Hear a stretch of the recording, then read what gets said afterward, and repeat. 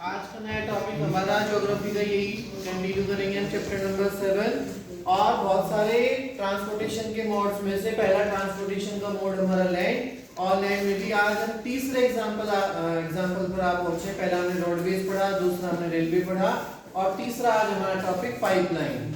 सो इसलिए लिखा गया है बोर्ड पर, it's a new found means of transportation. पहले हमारे पास इतना ज्यादा अच्छा ट्रांसपोर्टेशन का साधन नहीं था पाइपलाइन के थ्रू, और एक ये नया ट्रांसपोर्टेशन का वे भी है जिससे हम एक जगह से दूसरी जगह पर कुछ सर्विसेज को, गुड्स को जो है ट्रांसपोर्ट करते हैं। आप लोगों ने बाकी के दो ट्रांसपोर्टेशन के वे पढ़े, लैंड भी पढ़ा, रेलवे भी पढ़ा। उसके अंदर तो हम गुड्स एंड सर्विसेज को ट्रांसपोर्ट करते थे, ह्यूमन बीइंग भी उसके अंदर ट्रांसपोर्ट किया जा सकता था। भाई बस चला दो सड़कों पर, उसमें भी आदमी चल सकता था। लेकिन रेलवेज के अंदर हमने देखा उसमें सामान को भी हम ट्रांसपोर्ट करते थे और उसके साथ साथ आदमी भी ट्रांसपोर्ट हो जाते थे। लेकिन ये जो तीसरा मोड ऑफ ट्रांसपोर्टेशन लैंड के अंदर आया, एग्जांपल पाइपलाइन है इसका, इसके अंदर हम सिर्फ और सिर्फ क्या कर सकते हैं, गुड्स को ही ट्रांसफर कर सकते हैं। और गुड्स में भी पहले क्या होता था, सिर्फ और सिर्फ पानी को ही ट्रांसफर किया जाता था। आप लोगों ने अपने घरों में एग्जांपल देखा भी होगा कि सबके घरों में पाइपलाइन बिछी हुई है, ऊपर एक टैंक रख दिया जाता है जिससे उसकी कनेक्टिविटी होती है, पानी ऊपर स्टोर करो और जितना कंज्यूम करना है उसी टैप को खोला और पाइपलाइन के माध्यम से वो पानी हमारे तक आ जाता है। ट्रांसपोर्ट हो रहा है वो भी ऊपर से नीचे की तरफ या फिर एक जगह से दूसरी जगह पर वो भी ट्रांसपोर्ट हो रहा था। लेकिन आज पाइपलाइन का सिर्फ मतलब इतना सा नहीं है कि हम उसके अंदर पानी को ही जो है ट्रांसपोर्ट करेंगे, एक जगह से दूसरी जगह पर भेजेंगे। आपकी बुक के अंदर भी दिया है, in past pipelines were used only to transport water, but they are now used for transporting crude oil, natural gas, petroleum products etc. आज रिफाइनरीज के माध्यम से, रिफाइनरीज में से जब हम तेल वगैरह को एक्सट्रैक्ट करते हैं, नेचुरल गैस को एक्सट्रैक्ट करते हैं, ये सारा का सारा कंज्यूमर डिमांड तक तभी पहुंचता है जब पाइपलाइन का यूज करते हैं। आपने देखा होगा आपके पास, सभी के पास व्हीकल्स होंगे, पेट्रोल पंप पर आप जाते हैं, सीएनजी वाले पे जाइए या फिर सिर्फ पेट्रोलियम वाले पर जाइए या डीजल वाले पे, आपकी गाड़ी के अंदर भी तेल डालने के लिए पाइपलाइन का यूज किया जाता है। सो पाइपलाइन से भी क्या हो रहा है, एक मशीन से दूसरी मशीन के अंदर, एक डिवाइस से दूसरी डिवाइस के अंदर तेल जा रहा है, वो किसके थ्रू जा रहा है, पाइपलाइन के थ्रू जा रहा है। सो पाइपलाइन को भी तीसरा एग्जांपल दिया गया है किसका, ट्रांसपोर्टेशन का, मोड ऑफ ट्रांसपोर्टेशन में, कि पाइपलाइन के थ्रू भी जो है हमारा जो है प्रोडक्ट ट्रांसफर हो रहा है एक जगह से दूसरी जगह पर। और इससे अच्छा भी एक और एग्जांपल इसमें दिया गया है कि सिर्फ और सिर्फ पहले तो हम इसके अंदर लिक्विड जो आइटम होते थे उसी को ही ट्रांसपोर्ट कर पाते थे। लेकिन आज के कुछ समय में हमने देखा है बहुत सारे इतिहास में स्लरी होता है, मतलब मिक्सचर होता है। कोई हमारे पास सॉलिड सब्सटेंस है और सॉलिड सब्सटेंस को पानी के साथ मिक्स कर दिया जाता है ताकि वो उसके अंदर अच्छे से मिक्सअप होकर के और पानी के बहाव में वो जो है ट्रांसपोर्ट हो जाए पाइपलाइन के थ्रू। सिर्फ पाइपलाइन का मतलब ये नहीं है कि आपके घर में पाइप लगा आधा इंची का कि उसमें से कैसे निकलेगा इतना बारीक सा पाइप। पाइपलाइन आप लोगों ने सिविर भी देखे होंगे, सिविर डलते हैं सड़कों के अंदर, इतने बड़े बड़े नालों के अंदर पूरा का पूरा पाइप लगा दिया जाता है, उसके अंदर से भी जो है वेस्ट मटेरियल जो है ट्रांसपोर्ट होता है। देखा है ना आप लोगों ने, उसके अंदर भी ट्रांसपोर्ट हो जाता है। तो ये पाइपलाइन जो है एक नया ऑप्शन हमारे सामने आया है मोड्स ऑफ ट्रांसपोर्टेशन के अंदर, जिसके अंदर सिर्फ हम आज लिक्विड को नहीं, उसके साथ साथ स्लरी को भी जो है ट्रांसपोर्ट कर रहे हैं। और स्लरी के लिए हमारे देश के अंदर बहुत सारे एग्जांपल्स भी दिए गए हैं, जैसे कि हम इसके अंदर से जो है आयरन ओर को पानी के साथ मिला करके ट्रांसपोर्ट करते हैं, उसी को स्लरी बोला जाता है। और ये पाइपलाइन के अंदर सॉलिड फॉर्म में भी ट्रांसपोर्टेशन के प्रोसेस को आज कंटिन्यू करता है। फिर बताया गया जो ये पाइपलाइन का जो ट्रांसपोर्टेशन सिस्टम हम लोगों ने यूज किया, इसके अंदर क्या कमी नहीं है। जैसे कि और जो दूसरे हम लोगों ने ट्रांसपोर्टेशन के सिस्टम देखे, रोडवेज का एग्जांपल ले लें, बस खरीद ली हम लोगों ने, एक बार इनिशियल कॉस्ट उसके अंदर लगा दी, पूरा हमने पैसा इन्वेस्ट उसके अंदर कर दिया। लेकिन उसके अंदर इन्वेस्ट करने के बावजूद भी क्या होगा, बार बार हमें उसके अंदर रिपेयरमेंट कराना पड़ेगा, उसकी जो है खराबी होती रहती है, कभी उसकी सर्विसिंग करानी पड़ेगी, कभी उसके टायर घिसेंगे, दुनिया भर का उसके साथ एक्सपेंसेस हमारे साथ हर साल या महीने जो है जुड़ते रहते हैं। लेकिन जो ये ट्रांसपोर्टेशन का प्रोसेस है पाइपलाइन, इसके अंदर इनिशियल कॉस्ट लगने के बाद रिपेयरमेंट का इतना कोई ज्यादा चार्जेस नहीं लगते हैं। एक बार पाइप लगा दिए और उसकी ड्यूरेबिलिटी काफी लंबे समय तक होती है और उसके अंदर ज्यादा रिपेयरिंग की कॉस्ट वगैरह इनिशियली नहीं लगाई जाती। तो इसलिए कहा गया इसके अंदर सिर्फ इनिशियल कॉस्ट कब लगती है, at the time of instalment, और रनिंग कॉस्ट इसकी मिनिमम है, इसके अंदर कोई ज्यादा हमें मेंटेनेंस की जरूरत या आवश्यकता नहीं होती।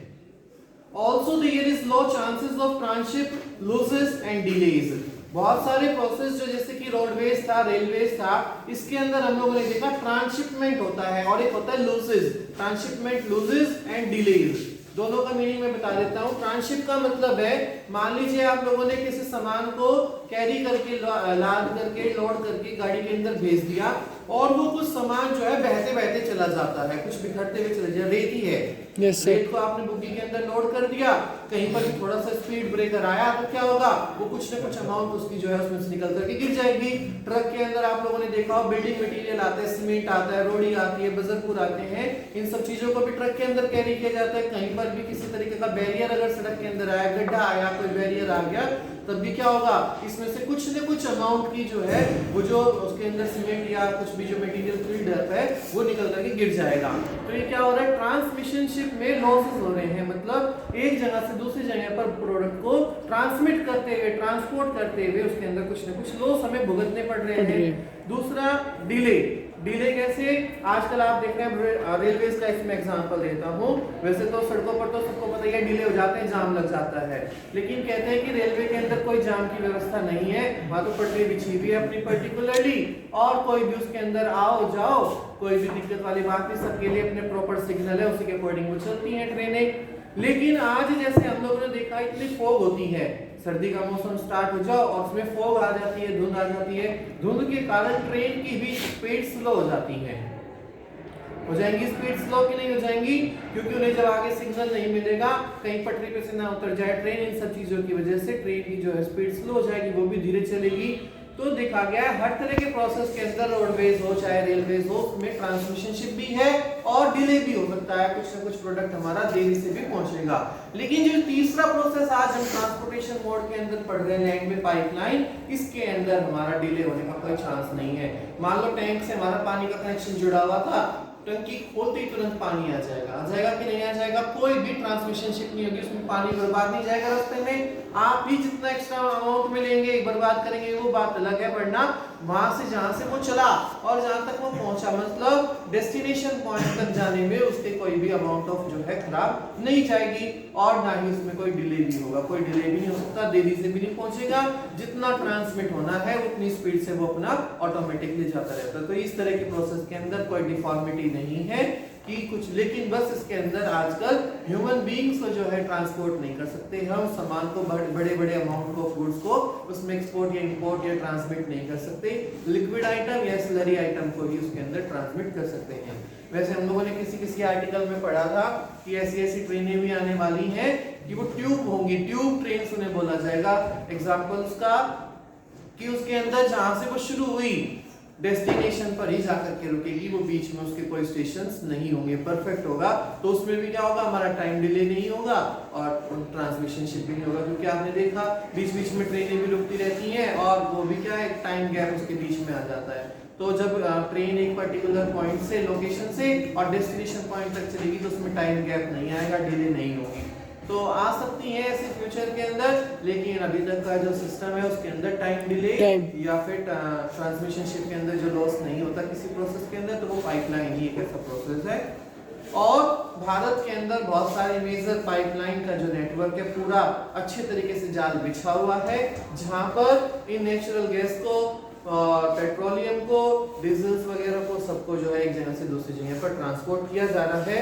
तो मैं अब आपको कुछ ऐसे एरियाज बताने वाला हूँ, मेजर एरियाज बताऊंगा जहां पर ये मेजर हमारी ट्रांसपोर्ट की लाइंस जो है भारत के अंदर बिछी हुई है। अभी इसी मैप के अंदर हम एलोकेट करेंगे उन पॉइंट्स को जहां जहां से वो लाइन जो हमारी बिछी हुई है। सो लिसन एवरीबॉडी, देखिए अब हम पढ़ेंगे इसमें मेजर पाइपलाइन नेटवर्क भारत के अंदर कहां पर ये जो पाइपलाइन का नेटवर्क है वो बिछा हुआ है, जाल बिछा हुआ है। सो आपकी बुक में दिया हुआ है, पहला टॉपिक है अपर असम टू कानपुर। आपको पता चल गया असम के अंदर दिग्बोई नाम की जगह है, असम के अंदर दिग्बोई है। सो दिग्बोई से इस पॉइंट को हम जो है शुरू करेंगे। यहाँ से लेकर के चलेंगे और फिर ये कहाँ जाएगा, कहाँ तक पहुंचेगा, कानपुर तक पहुंचेगा। इसके बीच में कई सारे स्टेशन आएंगे, उन सारे स्टेशन को ये कवर करते चलेगा। जैसे गुवाहाटी आया, बरौनी आया, इलाहाबाद आया, तो आप देखिए ये 3 स्टेशन से कवर करेगा और आकर के फिर कानपुर पहुंचेगा। इस तरीके से ये जो है हमारा पहला पॉइंट है या फिर पहली पाइपलाइन है जो भारत के अंदर बिछी हुई है। क्लियर हो गया आप लोगों को? Yes sir. दिग्बोई नाम की जगह से और कानपुर तक है, ये कानपुर है और ये दिग्बोई।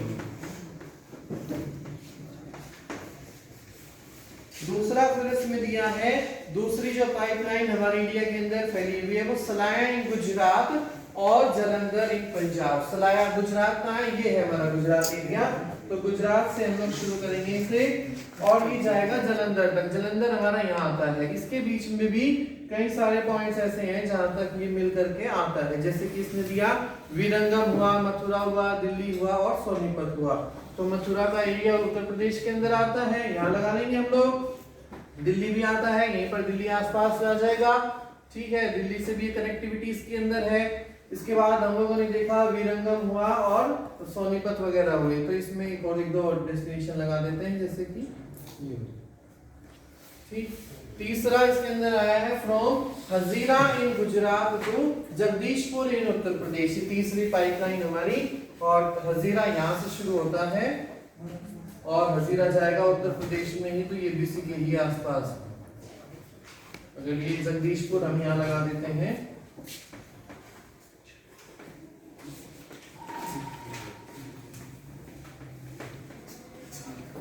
और ये हजीरा,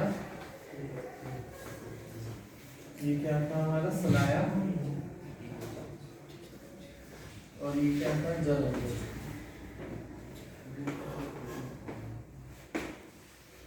ठीक है, हजीरा जगदीशपुर तक जाता है ये, और इसके बीच में भी शाहजहांपुर, कोटा, बीजापुर, ये बहुत सारी जगह आती है जहाँ से ये पाइपलाइन हमारी होकर के जाती है। कई बार पूछ लेता है, इसलिए हम लोगों ने ये मैप जो है बोर्ड के अंदर बनाया कि कई बार पूछ लेता है कि कोई सी पाइपलाइन के बारे में दे देगा कि बताओ फ्रॉम हजीरा टू गुजरात जो जगदीशपुर तक वो गई पाइपलाइन, वो कौन कौन से एरिया में फ्लो करती है या कहाँ तक स्टेब्लिश है, कहाँ बिछी हुई है। तो ये आपको इनकी लोकेशन कुछ ध्यान रखनी होगी, इसीलिए ही आज हमने जो है इस मैप के अंदर इस पोजीशन को लोकेट किया है। समझ में आ गया आप लोगों को? पाइपलाइन जहां पर बिछी हुई है भारत के अंदर। फिर उसके बाद आपके बुक में टॉपिक दिया है इंपॉर्टेंट वाटरवेज और इनलैंड वाटरवेज। दो तरीके से वाटरवेज के बारे में पढ़ेंगे। वाटरवेज क्या होता है? सो वाटरवेज में बताया गया इनलैंड के अंदर भी बहुत सारे एग्जांपल दिए गए हैं। बताया गया role played by it in spreading Indian commerce and culture. Inland की वजह से भी हमारे एक दूसरे कल्चर के साथ हमारा क्या हुआ? इंटीग्रेशन हमने पढ़ा है। हमारे स्टेट के अंदर अलग अलग तरह के कल्चर हैं और अलग अलग तरह का व्यापार भारत के अंदर खुद किया जाता है। उन सब चीजों के अंदर जब हम लोगों ने व्यापार करना शुरू किया तो हमारे कॉमर्स के अंदर, हमारे कल्चर के अंदर एक्सपेंडेशन हम लोगों ने देखा है। From ancient time we are connected through waterways. Waterway is the cheapest means of transportation, fuel efficient and environment friendly. इसे कहा गया fuel efficient and environmental friendly, क्योंकि efficient का मतलब कि ये कम खर्चे में भी, क्योंकि cheapest बता दिया हम लोगों ने, तो कम से कम खर्चे में भी जो है एक जगह से दूसरी जगह पर सामान को ट्रांसपोर्ट कर सकता है, और एनवायरमेंट फ्रेंडली। और बाकी के सारे मोड्स ऑफ ट्रांसपोर्टेशन के कंपैरिजन में ये वाटरवेज हमारा क्या है? एनवायरमेंट फ्रेंडली है, कम पोल्यूशन जो है, इसी वजह से यहाँ पर शब्द इसके लिए एनवायरमेंट फ्रेंडली यूज किया गया है। इसके बाद आता है कुछ जैसे हम लोगों ने कल नेशनल हाईवेज के बारे में पढ़ा था। बहुत सारे नेशनल हाईवे नंबर 1 जिसे स्टेट ट्रांसपोर्ट मार्ग कहा गया था, नेशनल हाईवे नंबर 2 जिसे grand trunk road of India कहा गया था। इस तरीके से नेशनल वाटरवेज भी हैं कुछ हमारे पास, नंबर 1 2 3 4 5। उनको सबको मैं बोर्ड पे जो है डिस्क्राइब कर देता हूँ, आप सब यहाँ से जो है लिख लेंगे, वरना आपकी बुक के अंदर पेज नंबर 71G पर इसका पूरा क्लियरली डिस्क्रिप्शन दिया गया है कि कौन सा वाटरवेज वो कहां से कहां तक का बना हुआ है। मैं आपको ऑरली बता देता हूं, सुनेंगे आप लोग ध्यान से। नेशनल वाटरवेज के अंदर बताया गया इंडिया की गवर्नमेंट के द्वारा ये सारे के सारे वाटरवेज जो है रिकॉग्नाइज किए गए हैं, जाने पहचाने गए हैं। Number 1 national waterways number 1 Allahabad से लेकर के हल्दिया तक ये आता है और 1620 किलोमीटर 1620 किलोमीटर एरिया तक ये फैला हुआ है नेशनल वाटरवे जो है, और इसे गंगा रिवर के ऊपर जो है क्रिएट किया गया है। इलाहाबाद आप जानते हैं उत्तर प्रदेश के अंदर आता है और हल्दिया हमारा वेस्ट बंगाल पर आता है। वेस्ट बंगाल कहाँ? यहीं पर, यही है इंडिया वेस्ट बंगाल का जहाँ हल्दिया आता है। इसके बाद बताया गया नेशनल वाटरवेज नंबर 2 ये सदिया नाम की जगह से और धुरबी नाम तक की जगह तक फैला हुआ है। सदिया हमारा अरुणाचल प्रदेश के अंदर पड़ता है और धुरबी हमारा असम के अंदर पड़ता है। 891 किलोमीटर एरिया के अंदर इसको स्ट्रेच किया गया और ये ब्रह्मपुत्र नदी के ऊपर वाटरवेज को जो है क्रिएट किया गया है।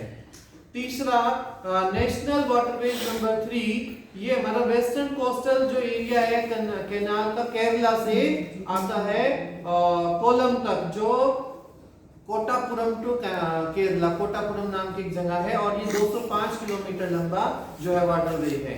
चौथा है नेशनल वाटरवे नंबर 4 गोदावरी से कृष्णा नदी तक बना हुआ। गोदावरी नदी भी यहीं पर ही है और कृष्णा नदी उसके नीचे है। इस तरीके से गोदावरी आंध्र प्रदेश में और कृष्णा नदी तमिलनाडु के अंदर ब्लॉक करती है। 1078 किलोमीटर लंबा ये वाटरवेज के ऊपर क्रिएट किया गया है। फिफ्थ है नेशनल वाटरवेज नंबर 5 ये रिवर ब्रह्मी और रिवर महानदी। मैंने आपको बताया था पहले भी, महानदी जो सबसे बड़ी नदी है, सिर्फ लंबाई में नहीं, ये लंबाई के कारण महानदी इसका नाम नहीं दिया गया, इसके पार्ट जो है, इसकी जो ब्रॉडनेस है, ये फैले ही बहुत ज्यादा चौड़ाई में है, इसलिए इसे महानदी कहा जाता है। उड़ीसा की बहुत प्रमुख नदियों में से एक नदी है ये। सो रिवर ब्रह्मी आती है वेस्ट बंगाल के अंदर और उसी के पास में एरिया पड़ता है उड़ीसा ईस्टर्न डायरेक्शन में, वहीं पर ये महानदी है डेल्टा।